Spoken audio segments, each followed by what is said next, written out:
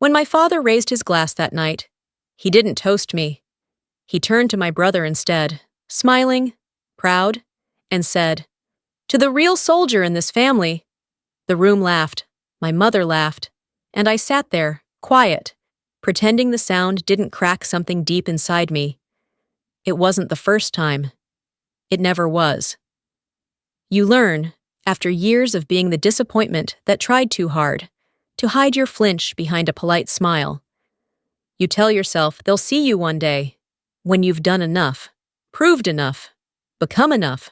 But that night, I understood something I never had before. Some people don't want to see you. They need you invisible to protect their own reflection. So I didn't argue. I just watched the light on my brother's face and felt something inside me settle. Cold. Final. Steady. I'd spent my life earning their respect. Now I was done asking for it, and they had no idea what was coming next. The road home cut through fields the color of late summer, gold and endless. My hands rested loose on the steering wheel, the radio murmuring the voice of a newscaster talking about a storm building somewhere in the Pacific. The Pacific. My chest tightened for a second. Too many memories tucked into that ocean. I turned the volume down, letting the hum of the engine swallow the noise. I had driven this road 100 times before, but it felt different now. It felt like heading back into a story I thought I had outgrown. I pulled into the driveway just as dusk set in. The house still the same. White porch. The faint creak of the swing. The porch light that always flickered once before staying on. The smell of roasted meat drifted through the open kitchen window. I stood there for a moment, hand on the doorknob, and thought, coming home should feel like rest. But sometimes the silence in this house is louder than anything I ever heard in a war zone. The dining room glowed too bright. The kind of light that exposes rather than warms. My father stood at the head of the table, holding a wine glass high. His voice carried the authority of habit. "To Cole Dawson," he said, "the first real soldier in this family." The word real hung in the air, like a second toast I wasn't invited to. The table erupted in laughter. My mother refilled Cole's glass to the rim, her smile rehearsed and proud. When she turned to me, her tone softened in that careful, pitying way. She poured half a measure. "You shouldn't drink too much, sweetheart. You've got work tomorrow," I said quietly. "I just got back from Hawaii."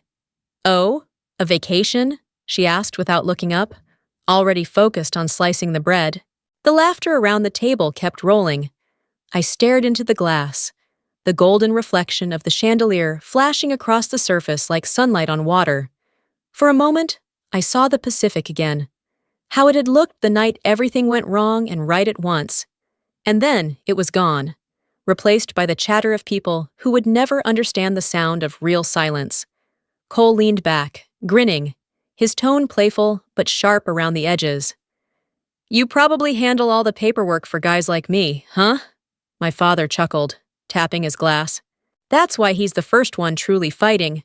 The laughter came again, easy and familiar, like they'd practiced it for years. I cut my steak into pieces that felt too heavy to chew. Sometimes they don't need to hit you, I thought. They just need to laugh. No one noticed that I'd stopped eating.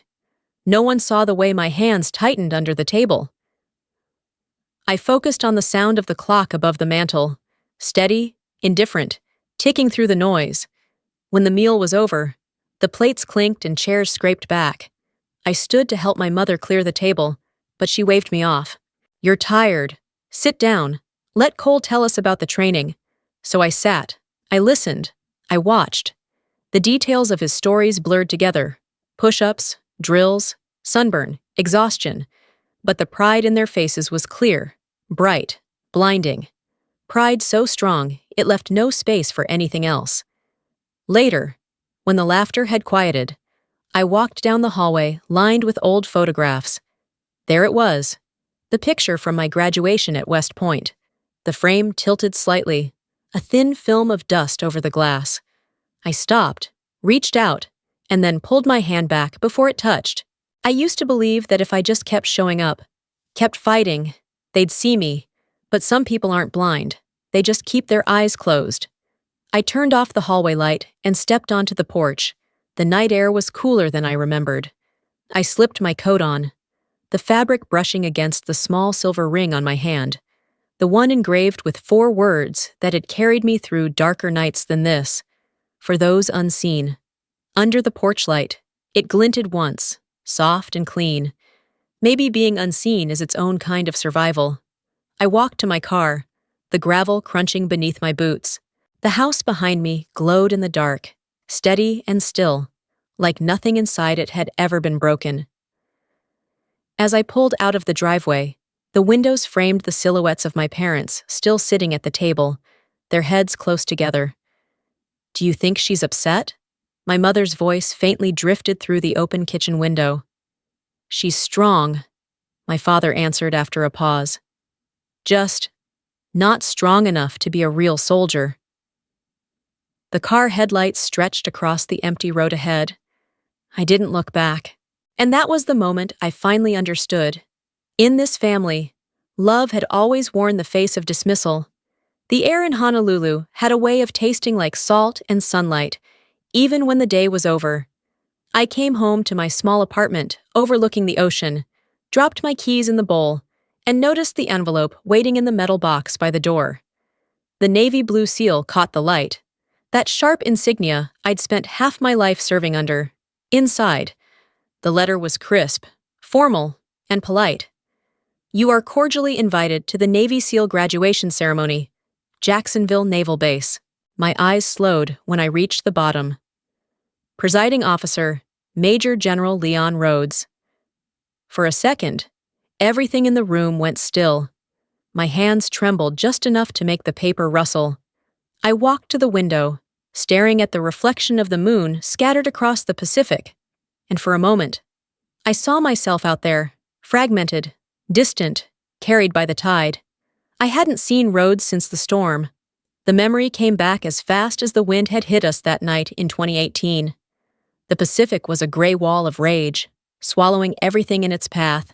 Helicopters circled low, searchlights cutting through rain. Somewhere in that chaos, I found him, a man pinned beneath twisted steel, blood mixing with seawater. His eyes were half open, shock-glazed. "You just saved my life," he gasped.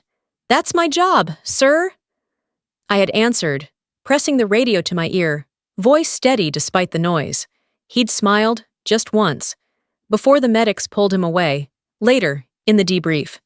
His words had stayed with me longer than the sound of the storm itself.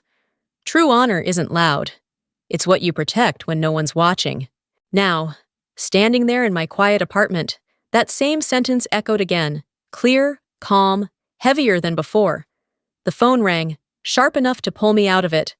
My mother's voice came through, bright and careful. "Everly, remember to wear something light. All right? Don't overdress. It's Cole's big day. Let him have the spotlight." I turned toward the ocean again, smiling in a way that didn't reach my eyes. "Of course, Mom," she exhaled, relieved. "Already talking about flowers? Hotel rooms? Table seating?" Her voice faded as I lowered the phone and let her keep talking to an empty line. Some words sound like love until you realize they're instructions. Stay small. Stay quiet. Don't take up space that isn't yours. I hung up and went to my desk. The letter lay beside my laptop, edges straight, perfect. I opened my browser and pulled up the Navy's internal portal. Cole's file came up instantly. Commendations, field reports, glowing evaluations, recommended for exemplary conduct award. The phrase made my chest tighten in a way that wasn't envy, just the dull ache of recognition. I'd once been on that list too, before I learned that recognition doesn't mean visibility. I leaned back in the chair, staring at the ceiling fan turning slow above me. I had spent most of my life believing that silence was a kind of grace, that staying quiet, staying steady, would eventually earn peace. But silence too long turns into something else. It convinces people you have nothing worth saying. The sound of the printer interrupted the thought. I was booking my flight, clicking through confirmation screens out of habit. The page froze for a moment, then blinked. Across the top, in small gray text, A notice appeared. Security clearance. Level 5, confirmed. I couldn't help but laugh. A short, tired sound that filled the still room. Between my world and theirs lay entire systems built on codes they'd never understand. Layers of secrecy, clearance, authority, real, tangible walls. They had built their own, too, just less official, expectations, hierarchies, a family's quiet dismissal disguised as pride. I shut the laptop. Outside, the tide was coming in, waves brushing the rocks below the balcony like someone knocking softly to be let in. I stood there, looking at the dark horizon where the sea met the sky. The invitation was still on the table, its edges curled slightly under the weight of the humid air. I smoothed it out with my palm. The ink shimmered faintly, catching the faint light of the lamp, Jacksonville Naval Base, for a long time. I just stared at those words. Then I folded the letter neatly back into its envelope, slid it into my travel folder, and whispered to no one in particular. Jacksonville it is. The hum of the waves deepened outside, almost like approval or warning. Either way, the sound steadied me. I turned off the light and stood in the dark for a while, the Pacific wind pushing through the cracked window, carrying salt and memory. Some distances can't be measured in miles. Some storms don't happen at sea. Night had a strange stillness in Honolulu. The city's noise faded early, leaving only the rhythm of the ocean breathing beyond the glass balcony doors. My apartment sat in half shadow, one side washed in the soft amber glow of the bedside lamp, the other drowned in moonlight that spilled silver across the floor. On the bed lay two open suitcases, facing each other like two halves of a life I'd spent too long trying to balance. In the first, a white dress, pressed and folded neatly, low heels, a small bottle of perfume my mother had once sent me for Christmas with a note that said something feminine for a change. In the second, my dress blues, formal uniform, polished black shoes, the silver insignia glinting beneath the lamp like a heartbeat I couldn't quiet. I stood there for a long time, eyes shifting between them, between two versions of myself that had never quite learned how to exist in the same room. The soft hum of the waves outside matched the slow pull of my breathing. Somewhere below, a car door slammed, then silence again. The air smelled faintly of salt and starch. I sat down on the edge of the bed, hands resting on the edge of the military case. My fingers traced the smooth line of the collar, the cool metal of the pins. The light caught my face in halves, one side warm, one side pale, and for a moment, I couldn't tell which belonged to me anymore. The memory rose uninvited, as clear as if it had been waiting behind my reflection all along. Guam, 2018. The rain was horizontal, sharp enough to sting. We'd been on the ground for 20 hours, fighting floodwaters that swallowed entire streets. A young soldier, barely out of training, was trapped beneath a collapsed beam. I remember kneeling beside him, my uniform soaked, radio pressed to my ear as I shouted over the wind, "If they can't see us, they'll hear us." I said, "Hold the line." He nodded, breath ragged, and gripped my wrist until the rescue team pulled him free. His eyes stayed fixed on mine, terrified, trusting, alive. That moment stayed with me longer than the mission itself, longer than the medals, longer than the applause that came later when the operation was deemed a success. Back in my quiet apartment, I heard my own voice echo the same words under my breath. Softer now, like a promise that still mattered. If they can't see us, they'll hear us. Hold the line. The sentence grounded me. It reminded me who I was before anyone tried to decide it for me. I folded the uniform with deliberate care, smoothing each sleeve flat, pressing the edges until they aligned perfectly. Then I closed the case and pushed the latch down. Click. A small, clean sound, barely audible over the surf outside. But to me, it rang like the starting drum of something I couldn't stop anymore. There are sounds too quiet for anyone else to notice. I thought, but for me, they echo for miles. I exhaled, half relief, half anticipation. The uniform was no longer just fabric and formality. It was the part of me that had been waiting, patient and silent, for permission to breathe again. I turned to grab my jacket from the chair, and that's when a folded piece of paper fell from the pocket onto the floor. I bent down to pick it up, expecting an old receipt or flight voucher. Instead, I recognized the handwriting before I even unfolded it. Cole's. It was an old service request form, creased and yellowing at the edges. My eyes caught the line that mattered most. Request for reassignment to the Pacific Rescue Division, the division I had commanded. I skimmed further down and found the denial notice scrawled in red. Application declined. Insufficient field experience. But just beneath that, a note he had written by hand. I want to serve where my sister once did. For a second, everything went still again. The waves outside rolled slower, or maybe it was my heartbeat that changed. I felt a tightness in my chest, not pride, not pain, something in between. He had wanted to follow the path I had carved, but he'd never said it out loud. Maybe he couldn't. Maybe it was easier for him to play the role they wanted, a son who fit the shape of my father's pride without ever questioning who built it. I smiled, small and sad. He'd been chasing my shadow without even realizing I was still standing in it. You wanted to follow me, I thought. You just never had the courage to say it. I refolded the letter, smooth and precise, and tucked it inside the pocket of my uniform case. Some truths don't need to be confronted to be understood. I walked to the window. The sea stretched dark and endless, the horizon glowing faintly, where the moonlight met the water. The reflection caught on the glass, faintly illuminating my face. The same woman who had been invisible at her own family's table, now standing in uniform silhouette against the open sky. Tomorrow, I whispered to the glass, I'll stop hiding. The sound vanished into the ocean wind, but I didn't need it to come back. It had already done its job. I switched off the lamp, leaving the room washed in silver light. The bed was divided neatly, white fabric on one side, dark blue on the other. I stood between them for a moment longer, then turned toward the door. The night outside was still alive, the hum of traffic distant, the steady crash of waves below, and somewhere deep in that rhythm, the faint echo of my own voice, steady and certain. Hold the line. I closed the door behind me.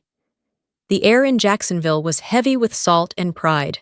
From the window seat of the plane, I could already see the base stretched out like a city of order and precision, rows of hangars, the coastline lined with flags catching the wind. When the wheels touched down, the speakers in the terminal played Anchors Away, and for a fleeting moment, the familiar melody almost felt like coming home. Almost. Stepping out into the sunlight, I adjusted the brim of my cap. My dress uniform clung perfectly, crisp against the breeze. The silver stars on my collar caught the light, throwing small shards of reflection across the concrete. Around me, families gathered with flowers and cameras, cheering for sons, brothers, and husbands. Laughter mixed with the distant call of gulls. Everyone here seemed to belong to something larger, something visible. They say returning to where you belong is supposed to feel easy, but if the people who made you can't even recognize you, what does belonging really mean? My parents were waiting near the entrance gate, my mother in a pale dress, and my father in his old Navy cap. Cole stood between them, posture straight, his white seal uniform almost too bright in the morning sun. My mother's smile faltered when she saw me. Her eyes drifted to my uniform, confusion flickering before she quickly covered it with politeness. We walked together toward the security checkpoint. My father chatted idly with one of the guards, proudly introducing himself as a retired officer. The young lieutenant on duty glanced at my badge, then straightened immediately and saluted. "Good morning, Colonel Dawson." My mother blinked. "Oh, it must be a coincidence. She works in an office." I returned the salute, calm, steady. "Mistakes happen," I said softly. "Sometimes the truth doesn't need your permission to show up. It only needs one person to see it, just once." Past the gates. The air smelled faintly of jet fuel and ocean spray.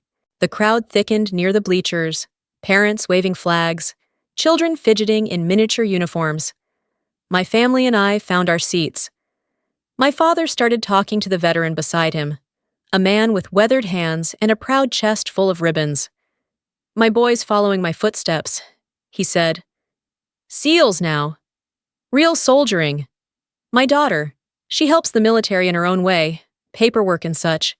Important, I guess. I kept my gaze on the field, my jaw tight, the strap of my cap cut lightly into my palm as I gripped it. I didn't look at him, didn't correct him. The sunlight hit the insignia on my shoulder, sending a thin flare across my sleeve.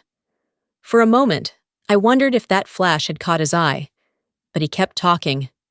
Oblivious. Then the music stopped.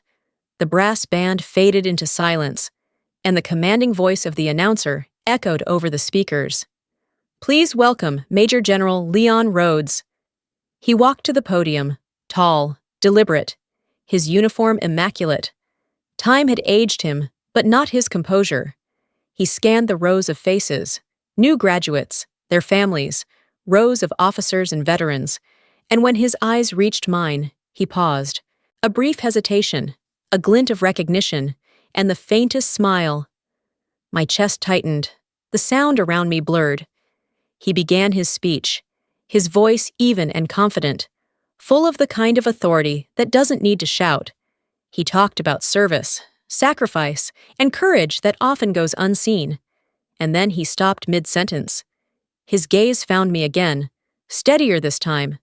Before I begin, he said, I need to acknowledge someone who taught me what real courage looks like. He stepped down from the podium. The air shifted. The crowd murmured, then fell completely silent. His footsteps echoed against the concrete floor, slow, rhythmic, measured. Thump, thump, thump, each one louder than the last. He stopped in front of me. Colonel Everly Dawson, U.S. Army Pacific Rescue Division, he said, his voice carrying effortlessly across the field. The woman who led the mission that saved 49 men in the Pacific, including me. Every head turned. I rose instinctively, years of discipline guiding my movements. My arm came up in salute, precise, unwavering. The sun burned hot on my face. The wind lifted the edge of my sleeve. He saluted back. The silver on his wrist caught the light. For a heartbeat, nothing moved. And then he turned back toward the microphone. Today, courage salutes courage. The applause started slowly, then spread like a wave, one section after another, until the entire crowd was on its feet. Flags lifted, cameras flashed, voices cheered. The anthem began again, louder, triumphant. From the corner of my eye, I saw my mother's hand rise to her mouth, trembling. My father stood frozen, eyes wide, as if trying to piece together the version of his daughter he'd just seen. And Cole. He straightened, his expression unreadable, then raised his hand and saluted. The noise around me faded into something distant, almost unreal. They were all clapping for me, but I couldn't hear the applause. What filled my ears instead was the sound of 30 years collapsing into one moment. The empty spaces, the unspoken words, the weight of silence finally cracking open. It wasn't pride I felt, not even vindication, just stillness, the kind that comes when truth no longer needs defending. The wind carried the faint scent of salt water, and in it, I could almost hear the ocean miles away. The sound folded into the rhythm of the crowd, waves and applause, life and noise, blending into one indistinguishable hum. I stood tall beneath the white sun, my eyes steady, my breath calm. The moment stretched until it felt infinite. And then, as the music swelled and the flags rippled in perfect unison, I let the quiet return to me, standing in it like I had all my life, alone, unseen, and somehow more visible than ever. The ceremony ended hours ago, but the noise still clung to me, the applause, the flash of cameras, the press of strangers' hands. Now, the silence in the back seat felt sharper than the cheers ever had. The car rolled slowly through the Jacksonville streets, the evening light fading into a gray hush that matched the tone inside. I sat between my parents, the space tight but hollow. My mother turned slightly, her voice small, careful, as if she were afraid of the answer. "Why didn't you tell us?" I kept my eyes on the road ahead. I had told them, once. I had tried. They just never heard it as truth. So I said it plainly, quietly, like stating a fact. "I did. You just didn't want to listen." She drew in a breath, but didn't argue. My father shifted beside me, clearing his throat. His tone was somewhere between pride and discomfort. "You did well today, Everly. But it doesn't change the fact that women shouldn't be in danger like that." I turned my head toward the window, the reflection of sunlight slipping across the glass. The Florida skyline blurred into motion, the orange fading to gray. "Danger's never been about where we are," I said. "It's about who we become." For a long moment, no one spoke.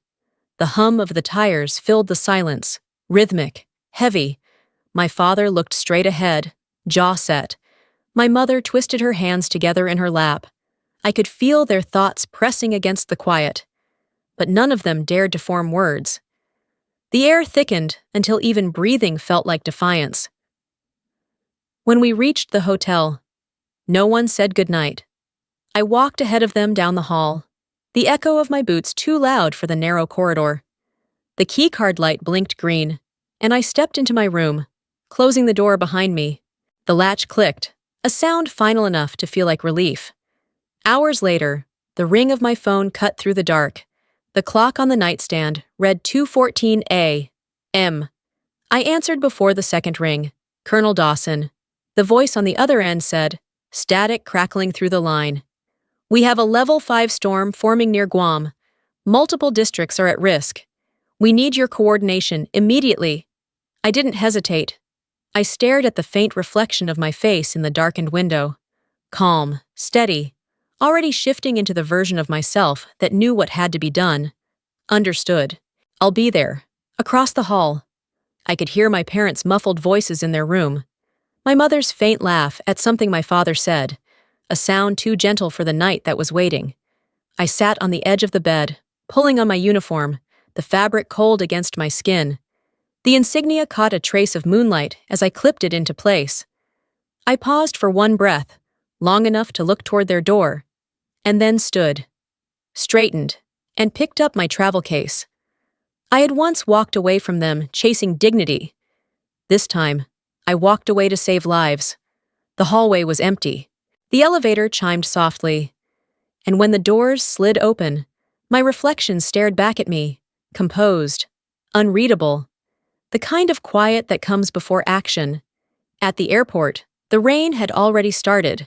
It came down in sheets, hard and fast, blurring the runway lights into streaks of gold and green. I ran across the tarmac, my coat plastered against my legs, my shoes striking the wet pavement in sharp, even rhythm. Inside, the terminal lights flickered faintly, casting reflections across the polished floor. In the glass, I saw myself small but solid, framed by the storm. The world outside was chaos. Inside, I was steady. "They'll wake up and find me gone," I thought. Maybe that's for the best. Some truths don't need to be spoken. They only need to be witnessed from a distance. As the rain pounded harder, I boarded the military transport.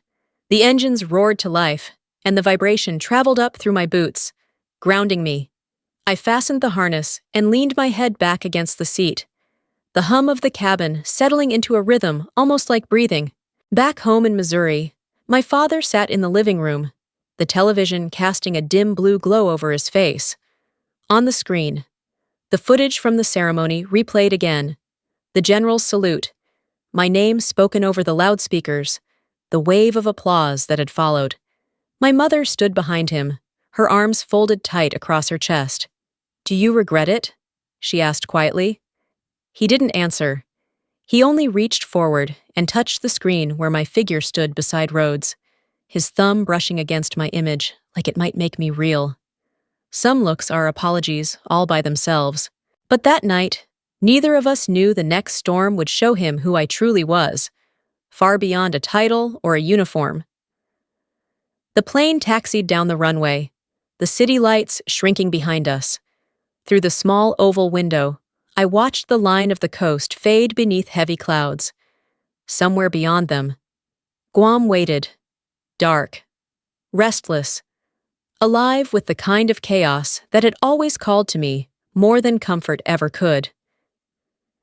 The engines climbed to a steady roar. Clouds swallowed the moonlight, and the cabin dimmed. I reached up to adjust my headset when a voice came through the radio. Steady, deep, familiar. Godspeed. Colonel Dawson. It was Rhodes. I smiled, a small, private smile that no one else would ever see, and turned my gaze back to the window. Honor might find its way back to you in the light, but courage, real courage, is proven in the dark. The aircraft broke through the clouds, swallowed by the storm ahead, beneath us. The Atlantic shimmered for one last second before vanishing into black. I exhaled, slow and certain, feeling the weight of what was coming settle perfectly into place. I wasn't running from anyone this time. I was running toward something. The cargo plane shuddered violently as it cut through layers of black cloud. Every few seconds, lightning flashed just outside the window, brief bursts of white that illuminated the tight faces of the crew. The radio hissed between static and wind. I stood by the operations table, maps spread before me, red marks crisscrossing the island of Guam like open wounds. A young officer braced himself beside me, voice raised over the roar. "Ma'am, weather's deteriorating fast. Should we abort?" I didn't look up from the coordinates. Not while there's still someone out there. He hesitated, then nodded, understanding that this wasn't a suggestion. It was a vow. People had called me reckless before, emotional, too stubborn for my own safety.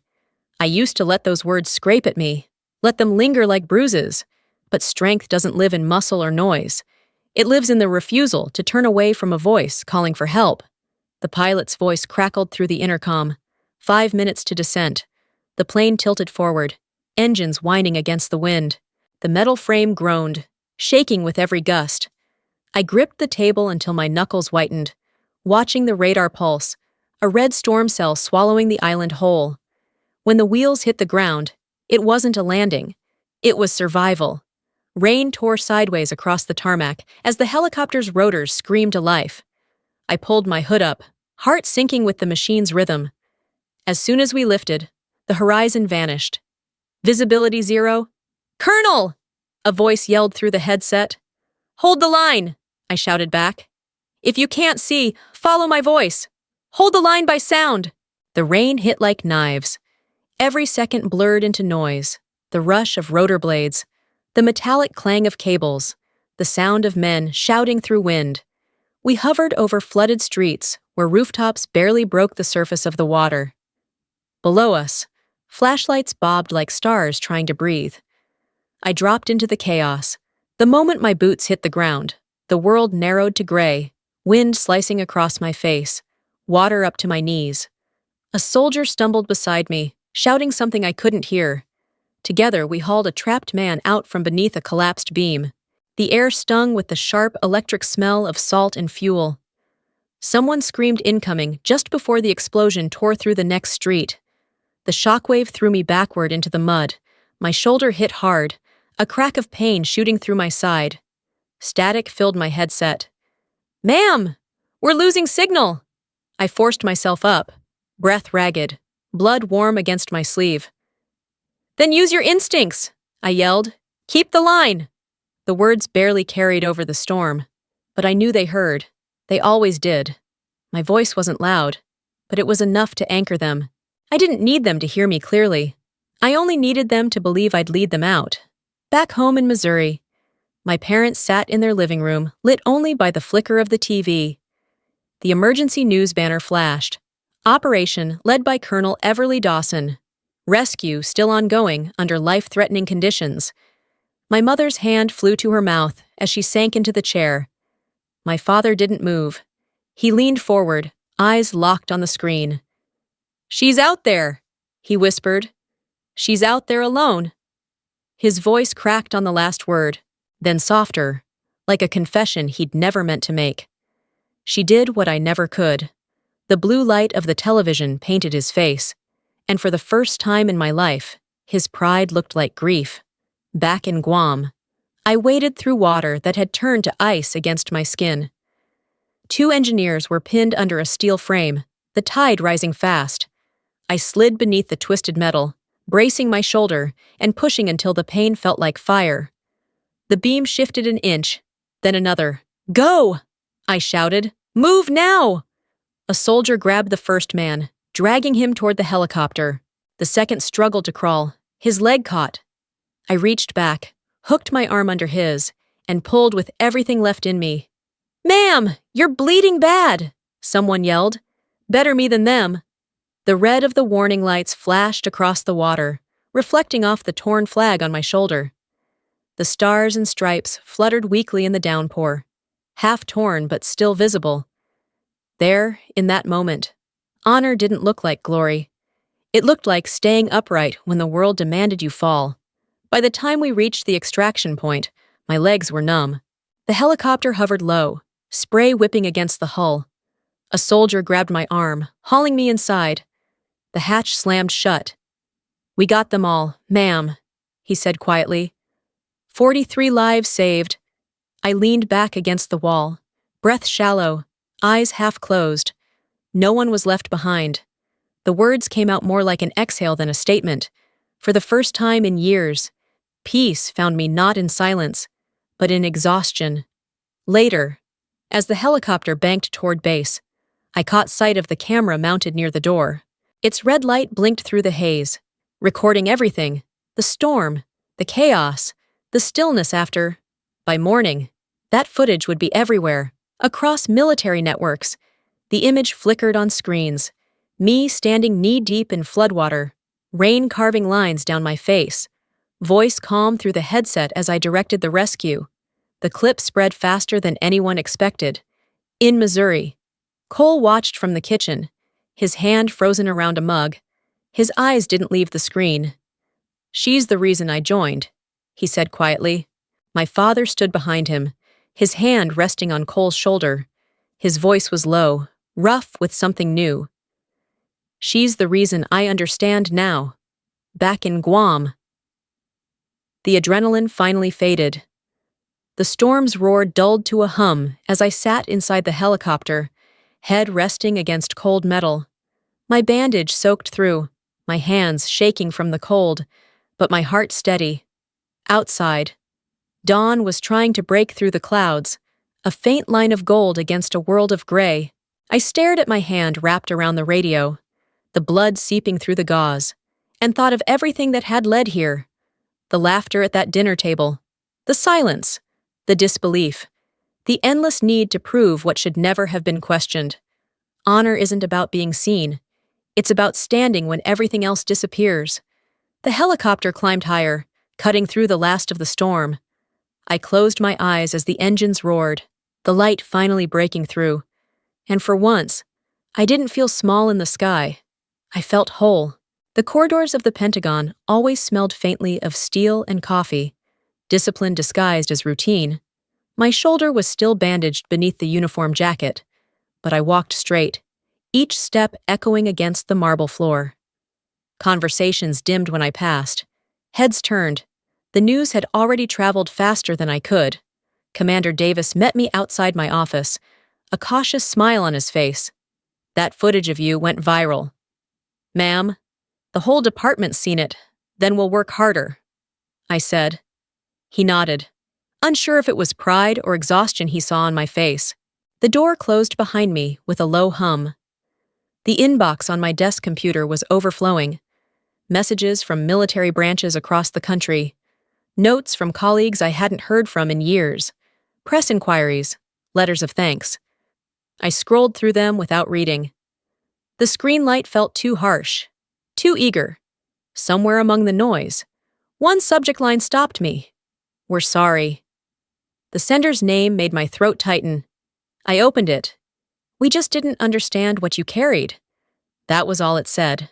No explanations, no excuses. Just those words, quiet, incomplete, and strangely fragile. I read it once, then again. then hovered over the delete key.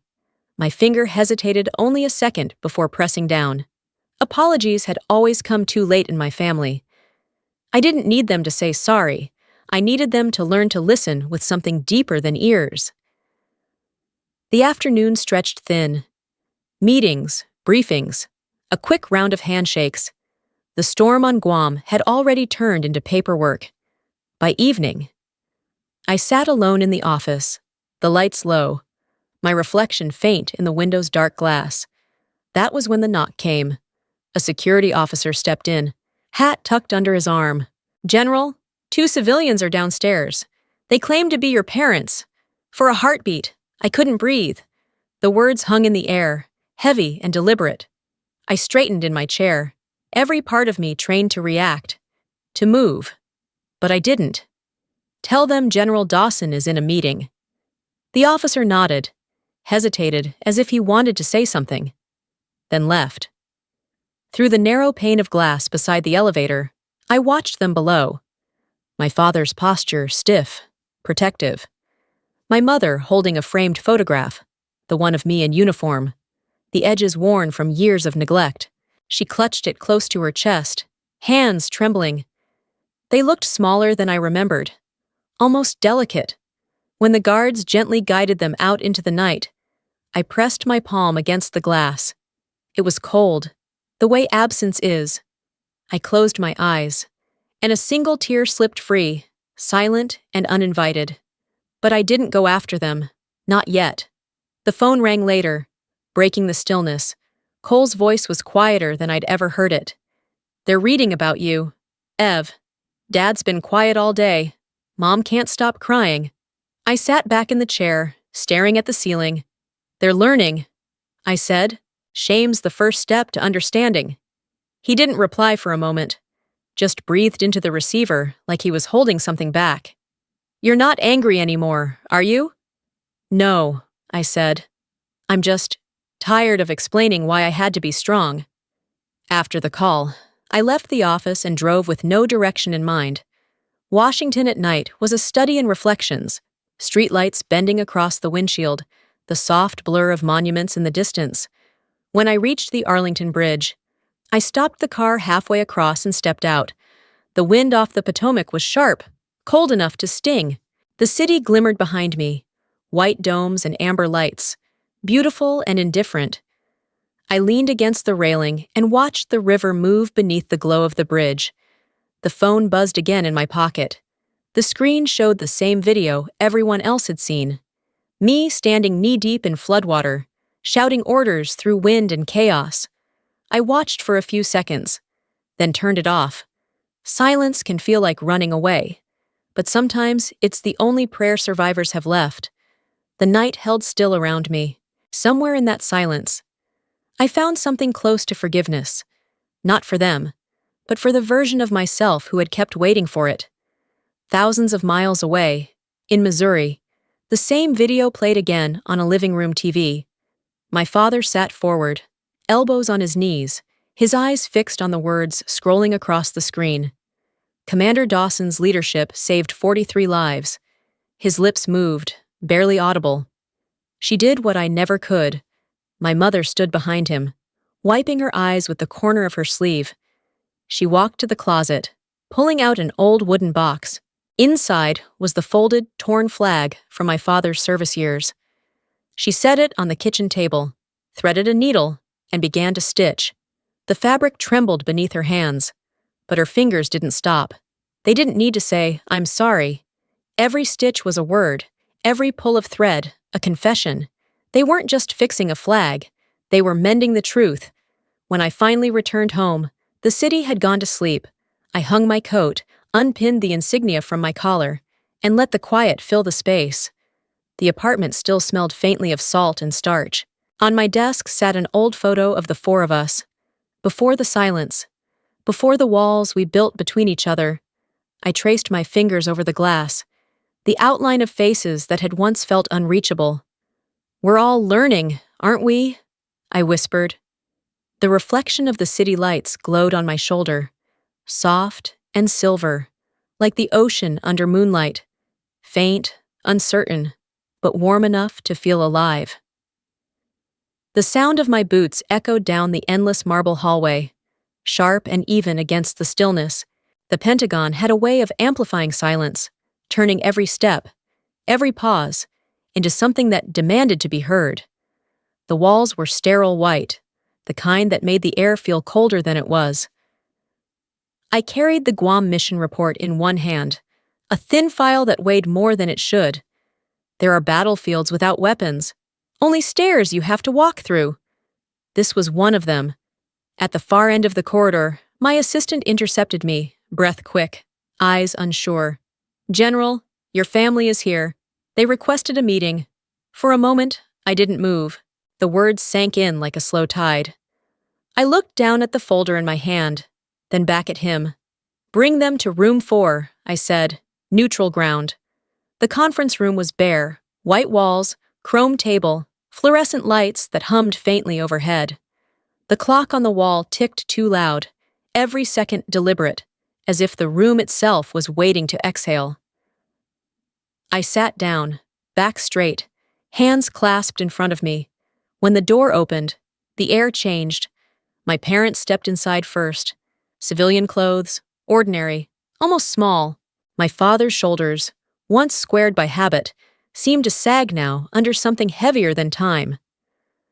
My mother clutched her purse with both hands, eyes darting to the floor. Cole followed behind, his seal cap in hand. They hesitated at the threshold, unsure whether to approach or stay where they were. I didn't smile. I didn't stand. Not out of cruelty, just balance. For once, the distance between us was equal. The door clicked shut, sealing the silence in with us. The light from above reflected against the metal table, catching the faint silver of my rank pins. My father spoke first, voice careful, worn around the edges. "We thought you wanted distance." I held his gaze. "I wanted space." I said, "Space to be seen." My mother's voice broke the quiet next. "We're proud of you, Everly." I turned to her, my tone even. "No, Mom. Pride requires presence. You weren't there." Her face fell, her chin trembling as the first tear slipped down. My father reached over, taking her hand, something I hadn't seen him do in years. He didn't argue. He just sat there, eyes fixed on the reflection of the table's light. Cole stepped forward, a quiet breath before movement. He set something on the table, an enlarged photo from one of the news articles. Me, in the middle of the storm in Guam, blood on my sleeve, the helicopter light behind me cutting through rain. "I used to think courage had to shout," he said softly. "You taught me it can whisper." The words hit something deeper than I expected. I stared at the image, at the red streak that had once been my blood. A single tear fell before I could stop it, landing on the glossy surface and spreading into a blur. The soldier in the photo looked distant, almost unrecognizable. Someone I used to be, someone I'd never fully left behind. My father cleared his throat, breaking the silence. From his coat pocket, he pulled out a worn envelope, edges yellowed, paper soft from time. "We found this in the basement," he said quietly. "Your letter from Guam. 10 years ago. We never opened it." He placed it on the table, the old paper trembling in his hand. His voice cracked as he went on. "I'm not asking for forgiveness, just understanding." I looked at the envelope, my handwriting faint, the ink slightly smudged, a letter that had never been read. "I don't need an apology," I said. "I just need you to stop comparing us." He nodded once, slowly, and looked down. For the first time, he didn't argue, didn't deflect. He just listened. The clock ticked again. The room was still, except for the faint hum of the overhead light. Sunlight filtered weakly through the blinds, spilling across the table in broken lines. The glow reflected on the metal surface, catching all 3 of our faces in the same faint shimmer. I waited 30 years for this conversation. I said, "This is where I learned to stand tall, without anyone behind me." They didn't respond. They didn't need to. The silence between us, for once, wasn't made of judgment. It was made of understanding. It wasn't about victory anymore. It wasn't about who had been right. It was just stillness, and that felt enough. The air softened. The ticking of the clock blended with the faint rhythm of our breathing. When the meeting finally ended, they stood to leave. My father helped my mother with her coat, his hand gentle against her shoulder. Cole lingered a moment longer, his eyes saying what his words didn't know how to. Before she turned to go, my mother reached into her bag and took out a frame wrapped in brown paper. She set it on the table and unwrapped it slowly. Inside was my graduation photo from West Point, the one that had once hung crooked and dusty in their hallway. "We'll hang this one in the center of the house," she said, her voice shaking but certain. I smiled. Small but real. "Make sure it stays straight this time." Her eyes softened. A quiet nod between us, sealing what words couldn't. When the door closed behind them, the light shifted, falling across the table. The stars on my collar caught the reflection, scattering tiny bursts of silver against the wall. I sat back, hands resting on the file I'd been carrying, the envelope still lying unopened beside it. Some battles aren't meant to be won. They're meant to end in peace. For the first time in my life, the silence in that room didn't feel like distance. It felt like understanding, thin, fragile, but real. There are wars that leave scars, and there are wars that build bridges. This one, finally, had done both. The clock ticked once more. The air was steady, still, and I let myself breathe. The morning light over the Pentagon was blinding in its clarity. Rows of flags caught the steady breeze, their fabrics snapping softly like a salute from the air itself.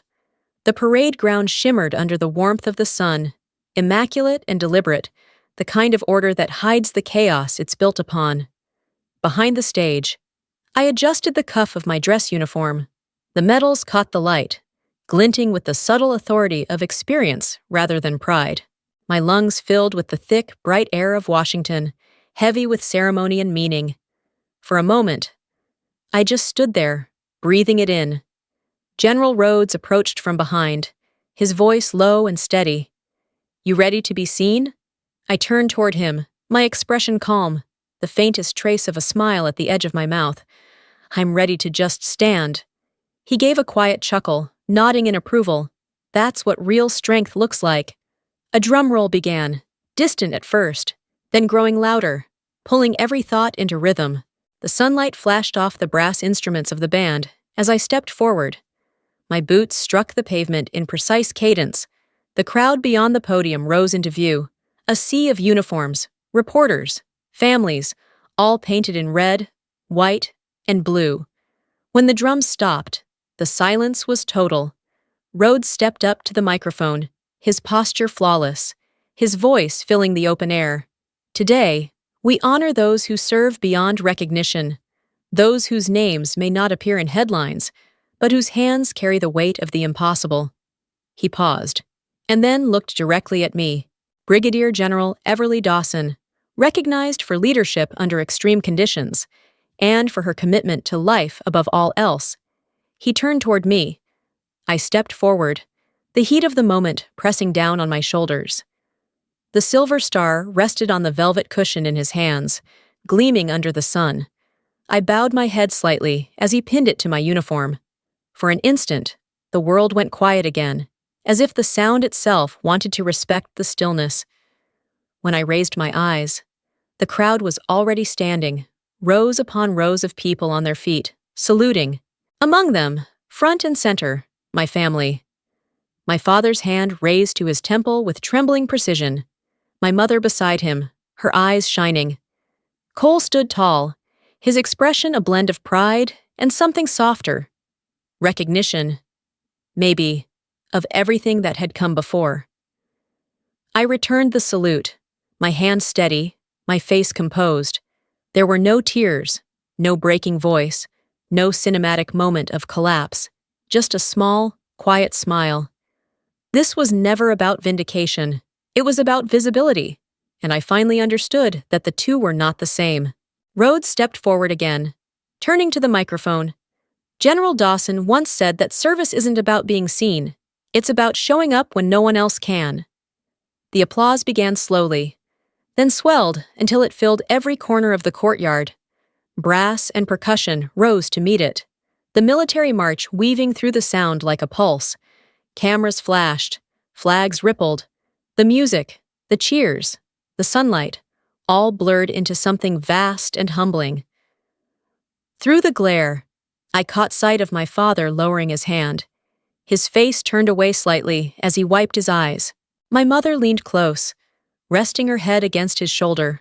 For the first time, he didn't resist.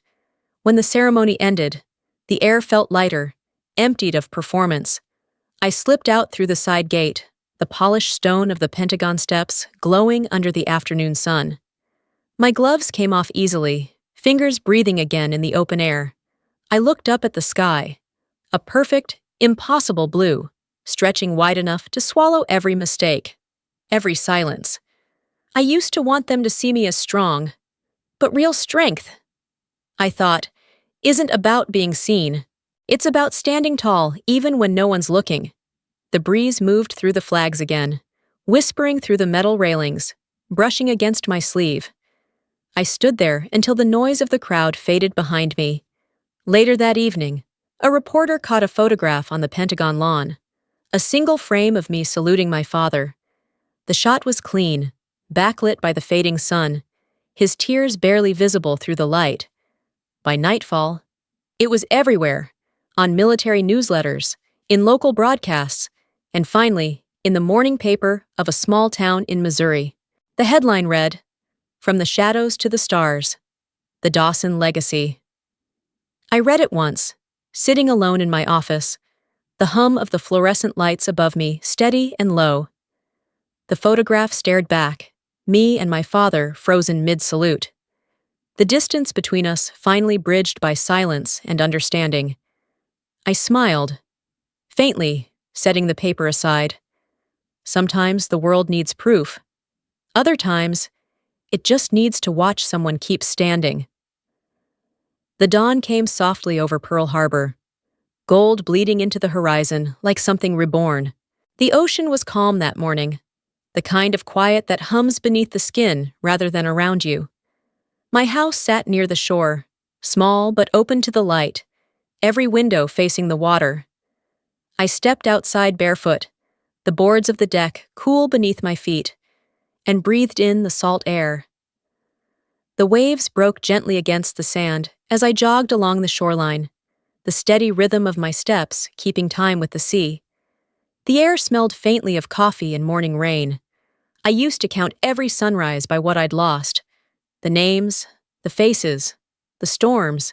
But today, as the light touched the water, I remembered something simpler. Every dawn, I think of the ones I saved, and the ones I couldn't. But this morning, I remember myself, inside. The desk by the window caught the first spill of sunlight. On it sat 3 framed photographs, each one balanced carefully against the next. My father in his old navy blues, standing straighter than I ever remembered him.